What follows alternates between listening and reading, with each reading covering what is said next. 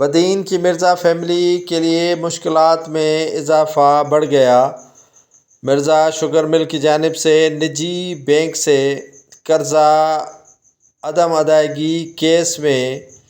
عدالت کی جانب سے کروڑوں روپے بینک کو ادا کرنے کا حکم ملنے کے بعد ریٹرننگ آفیسر نے مرزا فیملی کے کاغذات نامزدگی روک دیے۔ مرزا شوگر مل کی جانب سے نجی بینک سے کروڑوں روپے قرضہ وصولی اور بینک کی جانب سے Sindh high court Karachi circuit bench میں پٹیشن داخل کیے جانے کے بعد عدالتی حکم پر مرزا فیملی کے تمام ممبران کے کاغذات نامزدگی روکے گئے ہیں اور عدالت کی جانب سے مرزا فیملی